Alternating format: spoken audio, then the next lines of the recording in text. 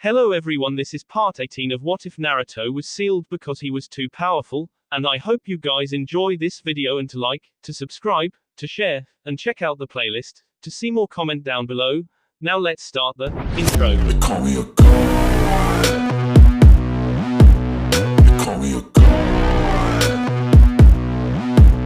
They call me a god. Join my membership, the perks are great. It's in the description. Tsunade stood on top of the Hokage Tower looking up at the sunset-drenched mountain that now bore her visage. You need to go see the brat. His house is starting to look like the inside of a hodgepodge file cabinet. Get him to calm down some. Jiraiya looked at her from the corner of his eye as he looked out onto the village. Get him to calm down. He isn't losing it about the whole Akatsuki thing, is he? I figured that he would be taking it way better than that. Tsunade shook her head. He's not losing it. I mean, it isn't like he's scared of them, or scared of them taking him, nothing like that. He seems more tense these days though, more along the lines of the way he used to be when I first met him. Jiraiya looked at her as understanding washed over his face. That was enough proof that he was feeling the squeeze of the situation. When Naruto was with Jiraiya looking for Tsunade, he was scared. He would never have said so, he would never have even shown it, but Jiraiya could feel the fear on him no matter how well he hid it. He was weak, he had just been attacked by Itachi Uchiha and Kisame Hoshigaki, and a few days prior to that he had just been unsealed and had a multitude of questions and concerns to work out. That had to have been a stress tidal wave hitting right after a simultaneous stress earthquake and volcano. Coming back to Konoha to see the boy mellowed out after the failed Sasuke retrieval really did Jiraiya's mind good. Tsunade continued, every wall of his apartment living room is plastered with all kinds of amassed information. Patterns of known movement, hot points of contact, eyewitness reports of known members, personal files on whatever he could get on each, which for more than a few isn't very much. He has a room full of clones going over this information and either spends the rest of his time studying with Hamako or in the Forest of Death, and that would concern me if he hadn't been using it as his own personal playground for the last few years. Jiraiya made a noise of acknowledgement. Maybe I should take him with me again. A trip elsewhere should do him some good. Maybe I can get into what his deal is once we get away from the village. Maybe he's just nervous, it's understandable, he has a lot on his plate. Tsunade took a moment to think about it. A trip to where though? I don't think I can swing another training mission. I barely got the last one through the channels since I was sending him alone. The elders sure loved that idea. Tsunade said sarcastically. Jiraiya waved it off. Just give us any old rinky-dink chore. Preferably one that takes us out of the country for at least a week. That kid can be one tough nut to crack when he wants to be, and I have a feeling he isn't waiting for someone to spill his guts about his anxiety too. Alright then, Tsunade said as she turned to face him at last. I'll get it set up soon after a go over what we need done. He just got back from a short courier run earlier today, so I'll leave it up to you whether or not to see him now or later. Jiraiya scratched his chin. Where is he now? Tsunade smirked. The Forest of Death if I would hazard a guess. Jiraiya let off a sweet drop. I'll go see the kid later. XXX. Konohagakure no Sato, outside of Training Area 44 aka Forest of Death. The light of the moon bathed him as Naruto was on his hands and knees dripping sweat after his most recent episode with his most prolific adversaries, the giant spiders in the Forest of Death. Naruto panted and glared at the sword in his grip on the ground. Pant you certainly crap out at the absolute worst times imaginable. I swear you do it on purpose. Naruto then proceeded to flop face first on the ground to give himself a moment of rest. He went directly into the known nest area of the spiders to test the limits of the Sennenkugic transformation of the Sennenki no Ken the best way he knew how, with wanton slaughter, and the endless waves of spiders that had become his favorite targets, the bane of his existence, were the perfect test dummies for him and his bladed gauntlets and greaves. The good part about the training, the blades were as good as he assumed they were. He cut right through the spiders like a hot knife through butter. It was absolutely effortless. His senses, reflexes, and physical attributes were heightened exponentially just from wearing them, and it seemed that the longer he had them on, the stronger he seemed to get. Every spider he cut down was seemingly replaced by two like always, but he couldn't have cared less at the rate he was slicing them apart. He was moving so fast by the end that the blades didn't even get any spider gore on them. Then came the bad part. That little feeling of supreme authority and superiority over the eight-legged lower life forms came at a price, as it always had. The power growth was apparently something of a supernova, as it just left him all at once, no fading, no waning of energy. When it decided to go, it took everything with it all at once. The euphoria of showing those stupid spiders who exactly the boss of that woodland area was and who ran things with an iron fist in the forest of death caused Naruto to lose track of time. Now he had painstakingly prolonged the amount of time he was able to keep going while using the Sennen Kukage from the pitiful 5 minutes he displayed against Sasori to 15. Still pathetic, supremely pathetic, but time flies when you're cutting down mindless drones by the dozens.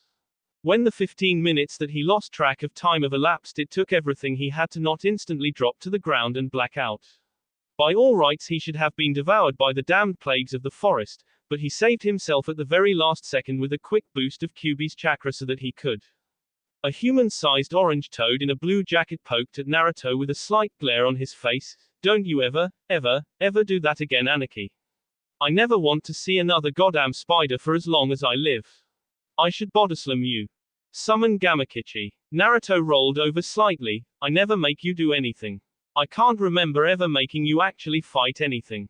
Ever. All I ever make you do when I summon you is either train with you, or get you drunk and feed you. Cashing in all of that goodwill for you running a few kilometers to get us out of a forest is nothing. Gamakichi frowned. Well, I did get to test out the blade the old man gave me. He grumbled to himself for a moment. Next time call Gamatatsu to do the hard work. Naruto scoffed. If I had summoned Gamatatsu, he probably would have just sat there and watched me get eaten before asking the remains of my spider-violated corpse for a snack. Gamakichi was about to respond before he dropped it. Okay, you've got me there, but you owe me big next time you summon me. Oh, for sure, Naruto said as he tried to push himself up onto his elbows, and I'll repay you by not telling Gamabunta that you blew up his stockpiles of sake when you were practicing Kaiten. Gamayu Enden, fire release. Toad oil flame bullet. Asshole. Gamakichi complained. I told you that in confidentiality.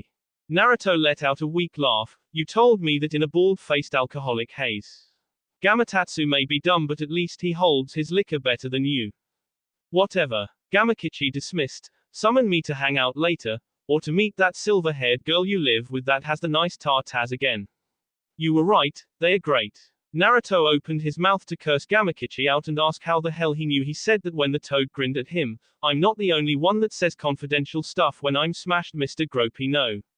Catch you around, Naruto ni. He then dispelled in a puff of white smoke to return to his mountain.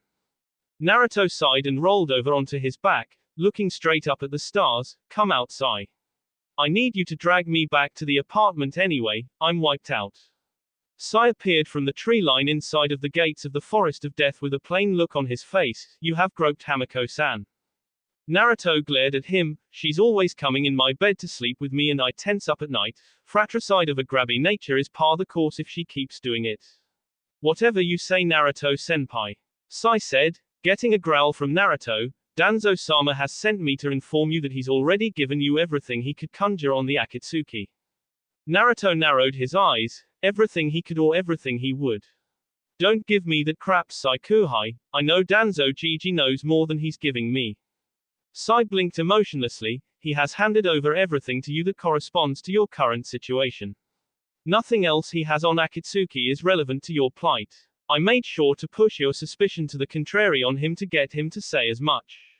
That's bullshit, Naruto said as he looked back up at the night sky. Fine, he's given me more than the official records have forked over at least, that's for damn sure. You know Hamako has been asking when she would see you again. I think seeing one of her first friends would make her happy. Sai walked over to the downed Naruto. I don't have friends, Naruto-senpai, you know this. You know how we are supposed to be. Naruto sighed. Yeah, I tried telling her that but she didn't listen. She thinks she's friends with you, and from the way we both met her I can see why she would, even if you don't think so yourself. Just drop in and say hello if nothing else one of these days, it would make her smile. Sai put one of his creepy fake smiles on. You can make yourself smile without emotional provocation, senpai. She can smile without my presence. Naruto let off a sweet drop. I mean a legitimate smile, you know, because she's happy to see you. Naruto sighed when Sai gave him a blank look. Never mind, I forgot who I was talking to. Damn it, you're going to get the concept of happiness and all of the other emotions even if I have to beat it into you at some point. Sai kicked a prone Naruto, eliciting a grunt from him. It doesn't look like you can beat anything into anyone at this point in time, senpai. Would you like me to inform a medic nin of your condition? Naruto paled. No, just drag me home. Tsunade Barkan said that she would kick my ass if she found out I was overtraining in the forest of death again. A smile then came to his face. Hey, this would kill two birds with one stone. You can get me to the apartment and see Hamiko-chan at the same time. Chop chop kuhai, get me out of here. Sai would have rolled his eyes if he had the emotional inclination to do so. As you wish, Naruto-senpai. XXX. Instead of dropping Naruto off like a normal human being would, i.e. getting the key from him, opening the door, setting him on the couch, you know, things that a friend would do, Sai dropped Naruto in a heap at the front door of the apartment and knocked on the door before disappearing in an ink shunshin. Naruto groaned from his spot on the ground. Sai kuhai, you asshole, Naruto mumbled. After a moment, a pair of familiar amber eyes opened the door, looking around curiously before seeing Naruto on the ground. Naruto-sama. What are you doing on the ground? Hamiko asked with a slight tilt to her head. Naruto looked up at his assistant with a dry look on his face. Didn't you know? One of my favorite things to do is get chakra exhaustion and lay down on concrete floors directly outside of my apartment door. Hamiko puffed her cheeks out indignantly. Well, if that is the attitude you're going to have about it, then I guess you can spend the rest of the night outside. Ignoring the indignant face Naruto had put on at that point, she shut the door. What? This is my house. How in the blue hell are you going to lock me out? Naruto got over his shock after a second and inched his way closer to the door with his chin before slamming his head into it, forgetting completely about the security measures on it that rejected his forceful endeavor and sent him flying into the back railing, sounding a massive clang out as he smacked the metal with his body. Ugh, like that obviously, because it may be my house but they aren't my seals. Hamiko-chan, let me in. Her muffled voice sounded out from inside. If I let you in, Naruto-sama, you wouldn't learn anything. I'll get you in the morning. Naruto blinked in confusion for a moment before yelling, what the hell am I supposed to be learning? What the hell was that? The door next to Naruto's apartment opened to reveal the confused red-haired neighbor of his that finally looked upon his form, upside down, heaped against the railing, eyebrow twitching. An amused grin crossed her face as she sauntered over to him casually and kneeled down to him, having some trouble, Uzumaki. Naruto let a mildly amused smirk adorn his features. I've graduated to you using my surname, have I, Tayuya-chan? I'm so happy. His smirk turned to a frown. I pissed off Hamiko-chan and I do not have the energy to open my door due to me blowing all of my chakra heedlessly. Open it for me, would you? Tayuya raised an eyebrow. Hell number. I've tried opening your door before. The first time it shocked me, the second time I lost consciousness and woke up in the forest of death, and this time after seeing what happened to you, I'm not touching that door. Naruto looked up, or down depending on your point of view, in thought. It sounds like Hamiko's rotating seal works. The first time you tried to open it during the morning, the second time you did it while I was training and it, helpfully, directed you to where I was at the time, and this time the seal just wanted to get rid of you. If I had punched the door instead of hitting it with my chin to get a knock, it would have sent me flying all the way to the Hokage Tower. He rolled his shoulders and slid down the railing, ending up on his back on the ground. Just get the key from my pocket and you can just open the door. Tayuya gave him a long hard look. Can't you just cancel the seal yourself? Naruto sighed. 2 reasons why I can't. I can't move my hands or generate the chakra to make the 21 hand seals to cancel the security, and Hamiko-chan changed the password. Right, Hamiko-chan? Yep, she chirped cheerfully from inside. Tayuya shrugged and reached into both of his pockets. Let's see. Gum, frog wallet. Never mind. Piece of paper with an address on it, in women's handwriting. I'm keeping that. Naruto glared at her. Oi. Tayuya ignored him and kept perusing his pockets. Receipt for 17 large bowls of beef ramen from Ichiraku. Not particularly surprising at this point but still disturbing. Handwritten note for the usual order of mount. Myoboku firebrand's sake, along with the usual payment, and whistles * niece size Uzumaki. Naruto blushed and growled at her, "Get the key, damn it." Tayuya freed her hands from his pockets. Yeah. Oop. Bad news, Uzumaki. She opened her hand to reveal that Naruto's house key had been broken. Sucks for you. Naruto sighed, for Kami's sake. He rolled his eyes and adjusted himself in a laying position on the floor. Well then, I'll see you tomorrow, Tayuya-chan. That is, unless someone gets lucky and actually takes me out tonight, because I can't fight back against a damn civilian as I am right now. Tayuya stood there looking down on him for a moment before grabbing his ankle and dragging him inside of her apartment, getting a look of surprise out of him. Don't give me that look, asshole. You're the entire reason I'm alive right now, so if I didn't help you out that would make me one miserable, right?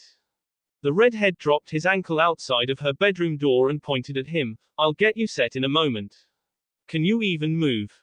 Naruto wiggled his fingers and toes. This is all I can do for at least the next few hours.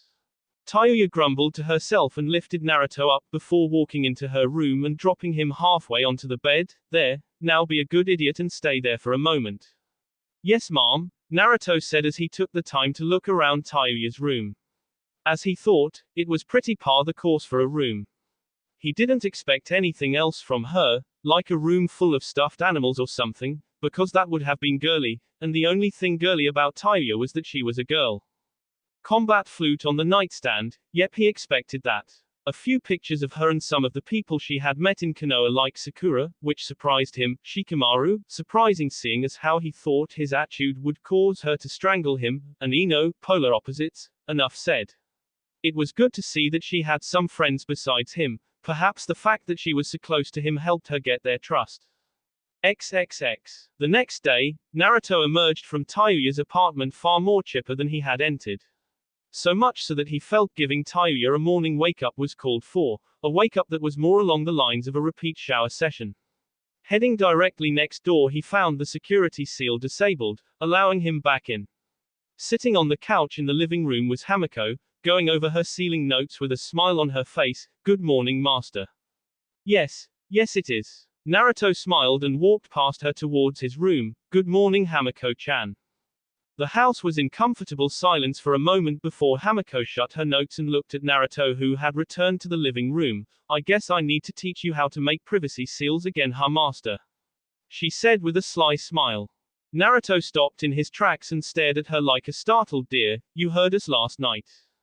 Hamiko giggled. I really doubt that anyone in the entire complex didn't hear Tayuya yelling at you last night. At least you had fun, right? Hamiko laughed out loud at the look on his face. If I were you, when you leave today I would take the window. Naruto silently nodded in agreement and pointed his thumb back towards his room. Right, well, I'm going to shower and get some new clothes on. Okay, Hamiko said cheerfully. I will have breakfast ready when you get out. Naruto retreated out of the living room, and after a moment, Hamiko turned to an empty corner in the room. You got all of that, didn't you, Jiraiya-sama? The job is done. Jiraiya dropped his transparency jutsu and had a smile on his face as the shower turned on. Well, I told you to get him to take the edge to get his mind off of Akatsuki, and he ended up doing what I thought you would set up, but I thought more along the lines of you doing it yourself. Hamiko shrugged. If it were me, he could have simply told me no, and I would have had to listen. He basically had to do what Tayuya said to do, and since he was exhausted in the first place, he wouldn't have fought back if he wanted to at all. Besides, she has known him longer than me. It is only fair that she gets him first.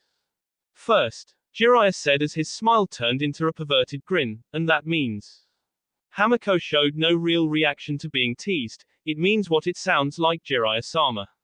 She then moved towards the kitchen without missing a beat. Sigh asterisk, if only it were that easy to get master to stop eating ramen for the bulk of his meals. Jiraiya opened the front door and left before pulling out a small notepad and writing down speedily, this brat is going to be my muse for the next decade. XXX. That afternoon, Jiraiya looked over at his blonde apprentice, who simply couldn't find it in him to put any kind of scowl on his face. You seem to be in an unusually good mood today, Gaki. Naruto looked over at Jiraiya as they walked and looked forward with a small grin in place. Many good things have happened. Jiraiya nodded in understanding. Yeah, I assumed you would end up doing the Oto chick first. All of the factors were there. She knew you closely, you dominated her already outside of the bedroom, you live right next door, you might be a sucker for aggressive redheads like your old man due to genetics, Yep, all there. Naruto glared slightly at Jiraiya, and you are aware of this because. Jiraiya patted him on the head. Tsunade got a list of noise complaints from your complex this morning. Oddly enough, your apartment and hers were conspicuous from that list. He sniffed a fake tear. I am so proud. You make an old man happy to be your godfather. Naruto pushed his hand off. I'm not a sucker for anything, don't be creepy Ero Kyofu. And where are we going anyway? Tsunade Barkin didn't even want to make eye contact with me when I walked in today, and you already had a busted up mug before you shooed me out and we got going. Jiraiya's face turned serious. After your little episode in Suna, we're going to start reaching out to the other nations to see who would like to join forces to deal with Akatsuki. Right now they only have 2 of the Biju, but this is going to become a much bigger problem very soon with the players we have in action. Naruto frowned at how he remembered that he was barely able to fend off the 2 body doubles of Hiden and Kakazu until Gaara arrived. If he fought Hiden he was sure he could win, but Kakazu he wasn't that sure. The next time he would be hitting harder, moving faster, and the fight would be going to a finish. He looked at his godfather. But why am I coming? Aren't you way more important in the grand scheme of things than I am? How would bringing me even help you? Because kid, you're the Jinchuriki that has had the most run-ins with the Akatsuki and has survived so far, you even took one of them out. Jiraiya explained, no matter what anyone wants to say to you about it, your input is important. So, Naruto started, where are we going? Jiraiya pulled out a map and pointed, to probably the only place with a Jinchuriki that is on good terms with you besides Suna. We're heading up to Kumo to start. At least we know that they'll listen to what we have to say before they kick us out of the country. Naruto nodded but had his mind elsewhere. What do I do from here, Ero Kyofu? I think I've hit the wall. I don't think I'm going to get much better than I am now. I can't seem to use any more of the Kyuubi's chakra, and from the way I was ragdolled in Suna that won't be enough for a guy like Kakazu, and he's not even the leader. A questioning look came from the old sage. What about the other one? Naruto waved him off. I already know how I'm going to beat that team. But between Hiden, Kakazu, Itachi, and Kisame this is looking like one steep mountain to climb. Then there's that Deidara that got away. He knows how I fight, so he'll be more dangerous if we meet again. Naruto sighed to himself. He had never asked this before. I need your help. You what now? Jiraiya asked, genuinely surprised. Naruto had never asked for his help, not once. Not to learn the Rasengan, not for training to improve his atrophied attributes, not to find out his lineage, not even on how to get a better rapport with his summons, not anything. To be honest, he had been wondering when this would come up, if it ever would. The kid seemed like a problem solver. You need my help. For what? Naruto looked at his hands and balled his fists. I'm supposed to be Konoha's ace in the hole, the village's ultimate tool to protect it. Well, what good is a tool if it gets stolen by someone else? Gaara's stronger than me now. He's a Kage, and I'm just a Chunin. I was losing that fight against those 2 in the desert. It wasn't even a matter of being powerful. I was pumping out 3 taels worth of the Kyuubi's chakra and they kept coming. Kakazu just seemed to step his game up that much better to compete, and Hiden just would not stay down. Naruto shut his eyes and walked ahead. People like to refer to Jinchuriki like me as monsters, as inhuman. Well then, what do you call guys like that? Definitely not normal. They're all freaks, and they just get freakier as you run down the list of them. They're all prepared on how to fight me. They can find me anywhere in the entire world, and they can attack anytime they want to. He stopped and looked back at Jiraiya. How am I supposed to win when fighting at my best wasn't good enough? Jiraiya stayed silent until Naruto was finished before walking up to Naruto and punching him square in the jaw. The shot sent Naruto flying off of the path down a hill into a field on the side of the road. Naruto pulled himself to his feet, wiping the blood from his lip and planning to retaliate when Jiraiya spoke. That's how. Jiraiya stood at the top of the hill looking down at Naruto, who finally stood up. You want me to magically show you what you need to do? Or do you want me to give you some miracle move that will kill all of your enemies in a split second, find the answer to world peace, and make it shower down gold coins all across the landscape? I can't give you the answer of how to stop these people, of what you need to do to beat them. If I had that, don't you think I would have told you, or better yet used it myself so that you don't have to put your neck on the line? He pointed down the steep slope at Naruto. You walk up here right now. I don't want to see you jump, and I don't want to even sense you channel any chakra or you're going back down there. Naruto did as told and walked up the slope. He was knocked down. Climb was more of an accurate description, as by the time he reached Jiraiya at the top he had to use his hands to keep from falling back down. Jiraiya jerked Naruto by his collar and set him back on the road. This isn't supposed to be easy, Naruto. If it was, then someone else would have already solved the problem for you. If it was easy, then there would be a bigger problem out there that you would have to face. The only way to do this is to claw your way to an answer. You need to lower your head, grit your teeth, and plow right on through. You move along. Stop worrying about what will happen if such and such shows up whenever and you're doing who knows what and you aren't good enough. You get good enough, you find your own way to handle things, and I promise you, you can do this. I believe in you, kid. Jiraiya patted Naruto on the head and walked on down the road. You take it one step at a time. Just keep climbing, do not stumble, and you're going to make it. That's how you're going to win. I'll be here to help you as much as I can, but if you ever give up like you were just about to again, I'll beat you back into your old brain-dead self, because at least he was stubborn enough to never quit. He had guts. Naruto followed Jiraiya in silence like a zombie from that point forward. XXX. Konohagakure no Sato, Hokage Tower. A knock on the office of Tsunade door brought in Shizune with an uneasy look on her face. Tsunade-sama. Danzo is here to see you. Tsunade then understood the look that her assistant wore. Danzo was always a subject that she was sore on. She knew of his clashing of values against her sensei and predecessor Hiruzen Sarutobi, mostly over how Konoha handled its foreign affairs, but the thing with Naruto, she didn't know quite what to feel about it. Without Danzo training him and placing him en route, he would never have been as strong as he was when she first met him, but she was well aware that Danzo's detestable training methods were quite harsh. Ino Yamanaka's mental cleansing by her father after her match against Naruto years ago revealed what Naruto had to go through in training. There was also the fact that he had been very quiet, not bringing things to her or even being seen in public outside of council gatherings. It was odd, the old warhawk not stirring anything up the way Jiraiya warned her he would the entire time he briefed her when he first brought her back to Konoha. Tsunade dismissed Shizune and informed her to send Danzo in as she schooled her expression for her meeting with the bandaged man. Danzo. What can I do for you today? Danzo stood in front of her desk, steadying himself with his cane. Tsunade, I've come here today to discuss one of Konoha's assets with you, one that you are very well aware of. One Naruto Uzumaki. Tsunade planned on nipping this in the bud before anything could happen. She had been planning on this for years. I will not let you take him, Danzo. He is doing just fine. He's more than powerful enough without your training. Danzo actually let out a chuckle. Would you send your Anbu out so that we can discuss this properly? Tsunade gave him a hard look before making a vague hand gesture. The atmosphere of the room changed, signifying that her guards were gone. Danzo cleared his throat and took a seat, still with his hand on his cane. You and I both know that the reason he is so powerful in the first place is my training, but that is neither here nor there. There is not much more that I can teach Uzumaki other than a few jutsu, but they don't seem to be much along his avenue of usage. Danzo tapped his cane on the ground. I do not want the boy. I simply wish to ensure his safety. With all of the business of the Akatsuki that you and I both know will do whatever it takes to obtain him, it is of the utmost importance to keep his well-being as a priority of sorts.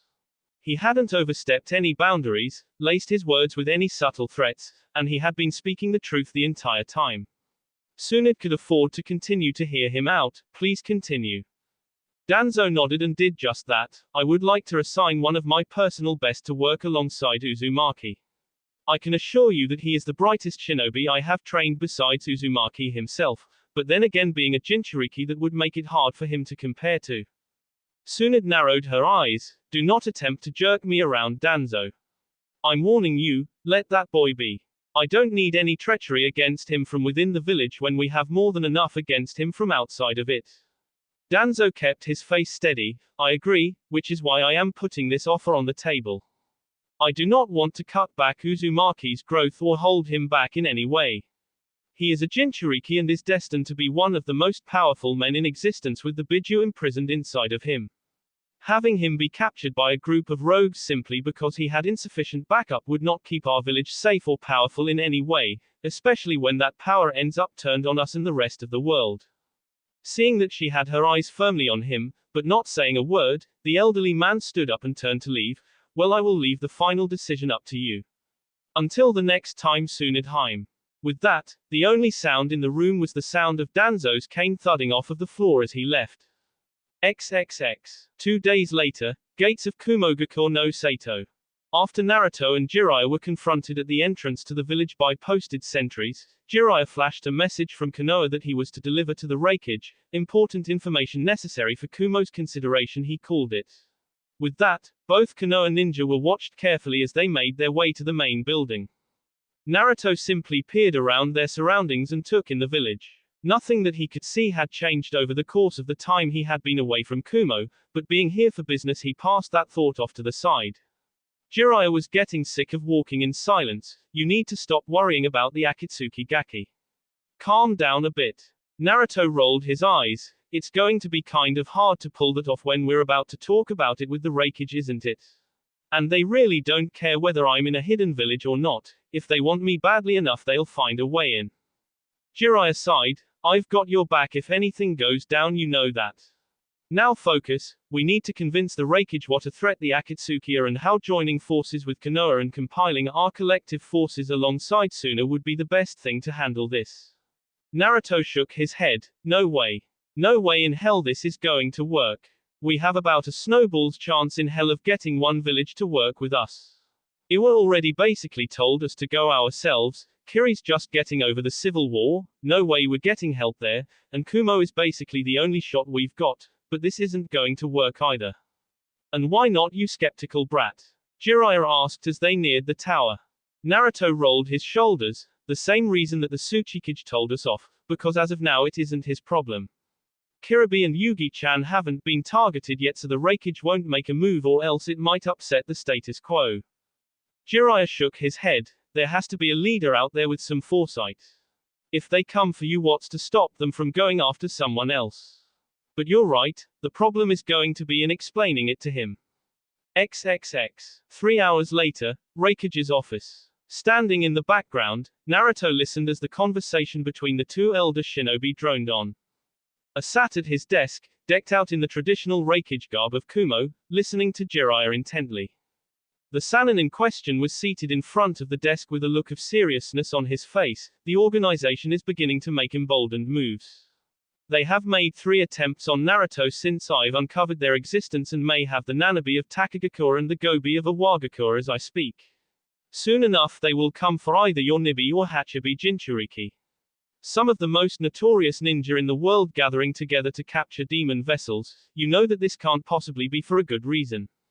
The Raikage sat in thought for a moment before sighing. Jiraiya Dono, as grateful as I am that you have brought this concern to me instead of keeping the threat to yourself, I don't think I can put my support behind an alliance just for the sake of stopping a group of less than 9 shinobi, no matter how talented they may be. Kiribi and Yugito are powerful enough to defend themselves and their comrades in case they are attacked, and clearly Uzumaki-san is if his still being alive and in one piece right before me is any indication. Naruto frowned from his spot in the background by the door. This was going roughly the way that he expected it to, and from the look on Jiraiya's face he wasn't expecting things to go much better when they walked in himself. The two Konoha ninja shared a glance before turning their attention back to the Raikage. I cannot commit Kumogakure to a coalition at this point in time for this reason. I'm afraid you have both come here for nothing. XXX. That night, Kumogakure Hotel. Jiraiya had turned in soon after they had bought a room for the night as they had to get up early tomorrow and leave to return to Konoha to report on the results of their mission before Tsunade would decide whether or not reaching out to the remaining villages was a worthwhile endeavor. Naruto could not bring himself to sleep and rather decided to sit out on the roof until he grew tired or sunrise hit, whichever came first. Naruto simply sat against the ledge of the hotel, pulling the sword on his back out of its sheath and placing it back in just so he could hear the sound of the metal sliding. The monotonous sound and action brought Naruto into a state of lucidity, drifting between consciousness. You sure look like you're having fun. A voice broke Naruto from his trance. He turned and saw an older Yugito standing on the ledge he was sitting against, waving cheerfully. How have you been for the last few years, Naruto-kun? Yugito sat down beside Naruto against the ledge and pulled her knees to her chest as she looked him over. He didn't look that much different other than being naturally bigger that came with aging through puberty. Naruto looked over Yugito as well, coming to the same conclusion except that she was over 18 now, busy. Very busy. We came here to talk to your Raikage about something, but since you found me before I left I might as well tell you myself. You're aware of the Akatsuki, right? Yugito nodded. Not a whole lot is known about them, but I'm aware of the name. Naruto looked at her seriously. You need to look out for them. Black cloaks with red clouds. If you see people wearing that, then you had better either prepare for a fight to the death or get in gear to hightail it. They want the Nibi from you just like they want the Kyuubi from me. They'll pull it from your body and leave you a lifeless husk. Don't let them take you alive, Yugi-chan. Better yet, don't let them take you at all. Yugito frowned at the way Naruto was talking about them. Something was different about him here. He didn't seem to be as confident as he had been back when they had first met. What's wrong, Naruto? Something's changed about you. Is it Akatsuki? Naruto rubbed one of his exposed arms. These aren't normal people, Yugi-chan. You need to expect the absolute worst, most twisted things that you would never think humans could do to themselves or others. These are the boogeymen of the ninja world. Yugito turned away from Naruto and looked up. So you're scared? Naruto sat in silence for a moment. Yeah, I am. But not for myself. If they can catch me, then it isn't my problem anymore, and there's no need to be afraid of what happens from that point because I'll be dead. I'm scared for all of the people close to me. I'm scared for Konoha itself. If anyone is looking to utilize the power of the Kyuubi for any reason whatsoever, it will be destructive, and it's going to kill a lot of people. I would be stupid to think that if I die and the Kyuubi is extracted, that things are just going to be alright for everyone in Konoha. My friends, hell everyone, they'll all be doomed. Yugito took in his words in silence and looked up at the moon with him. You know, if B were here he would call you a punk ass and then cut you down in that terrible rhyming rapping he does, and I think I would have to agree. Naruto's head snapped over to her as she kept looking up. The moon is full tonight. It's giving off a very good light here on the mountain, Naruto-kun. She turned her slightly slitted eyes to her blonde companion. The light from the moon reflects in your eyes and I can see your fear as clear as day. Not on your face but in your eyes. The light reflects it as if you were saying it out loud to me. If one of them were to show up right now and fight us, your heart wouldn't be in it. You would be too afraid of the widespread consequences should you lose. Naruto clenched his fists. If I lose, then my village, the entire elemental nations are screwed, Yugi-chan. Even one of the Biju under their control would be catastrophic, not even mentioning that I have the most powerful one. To get all of them would mean Armageddon, pure and simple, no other way around it. So don't let them get you. She said simply. Sometimes it isn't one big maze to find the answer, Naruto-kun. Sometimes it's just as simple as saying this is what's going to happen, and this is why I'm not going to let it happen. Just don't give them the satisfaction of getting you. Fight them tooth and nail. Do everything in your power to ensure that they don't take you, and if you fail, so what? You handled the situation the only way you could, but the thing about it was that you weren't scared out of your wits to fight back. They're human too. They can be beaten just like you or I can. We have demons in us and we've been beaten. It's just a matter of going out and getting it done. Naruto laughed humorlessly. You say it like it's that easy. Because it is, she asserted firmly. When you fight, fear isn't necessary or even reasonable for us in that situation. No victory against an enemy of that magnitude can be born of fear. When you dodge, you won't let them hit you. If you protect something, you won't let it die. And if you attack, you will kill them. After all, she said, giving Naruto a faint smile, when you fight them you'll sure be seeing their resolve to kill you, and to harm everything you care about. Naruto stared at his fellow Jinchuriki as she stood up and stretched out widely before kneeling down to his level with a smirk. Think about it, Naruto-kun. Because when I fight them I'll be thinking the same thing. Yugito leaned in and kissed him on the cheek. I won't let them harm you. With that, the Kumo Junin left Naruto alone on the roof to his thoughts. Naruto turned his eyes back up to the moon for the longest time after being left alone. He thumped the back of his head off of the ledge and sighed to himself. What the hell is wrong with me? One little lackluster fight and I can feel my nerves slipping. What kind of shinobi am I? What kind of protector am I? Naruto growled softly to himself. XXX. The late-night streets of Kumo were traditionally empty as a village-wide curfew was in effect on most days due to Kumo's constant militarization. Shinobi would patrol the streets, keeping watch over the citizens and ensuring their safety. This was what Yugito had been conditioned to know as a fact as she strolled through the streets alone on her way back home. The feeling of being followed is common for most people, but when you are a ninja you kind of have to give that feeling a little bit more attention instead of chalking it up to simple paranoia, because in that line of work your paranoia is based on a well-founded fact that you are never truly safe, not even surrounded by shinobi of your own home. Yugito stopped in place and bared her teeth in annoyance. Okay. I'm tired, it's been a long day, and I need to get up early tomorrow. Whoever it is that has a problem with me can come on out and either do something about it or go away. Two men in red cloaks and straw hats revealed themselves from the shadows, one with a three-bladed scythe on his back. You're Yugito, near you not? Yugito smirked as a nervous sweat worked its way to her face. Well then, it looks like I have some admirers. A friend of mine told me you would be coming, now let me show you what I do to stalkers. That will be all for this video. Be sure to like, subscribe, share, and comment down below for more videos. Goodbye.